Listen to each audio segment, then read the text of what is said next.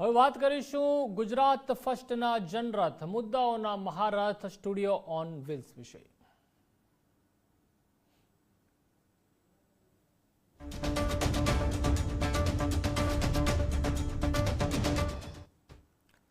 તો માન્યતા છે કે માઘ મહિનામાં તીર્થ સ્નાન કરવાથી બધી જ મનોકામનાઓ પૂર્ણ થઈ શકે છે અને અક્ષય પુણ્ય મળે છે। એટલે જ મોટાભાગના આધ્યાત્મિક અને ધાર્મિક કેન્દ્રોમાં માઘ સ્નાનનું વિશેષ આયોજન કરવામાં આવે છે।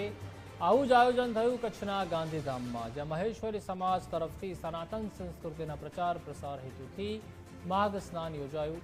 રાત્રિ દરમિયાન ઠંડીમાં ઠંડા જળથી શિર સ્નાન વિધિ સંપન્ન કરાઈ।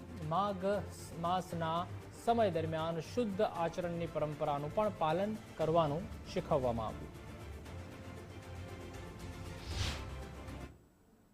માઘ સ્નાન જે આપણે આધારી ચોથથી શરૂઆત થાય, ત્રીજની રાતે સ્થાપના કરીએ અને પછી 5 શીલનો પાલન કરે।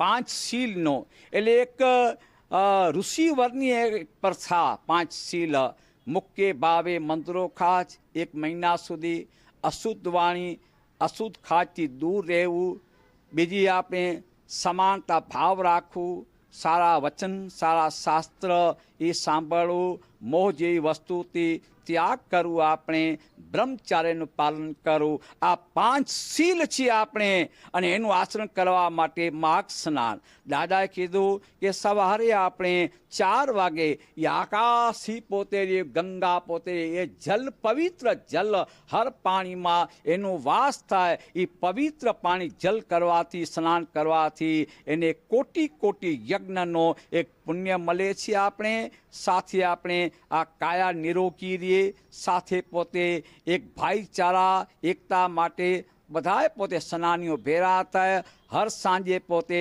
સત્સંગ કરે, એકતા પ્રેમ ભાવનાથી રહીએ પોતે।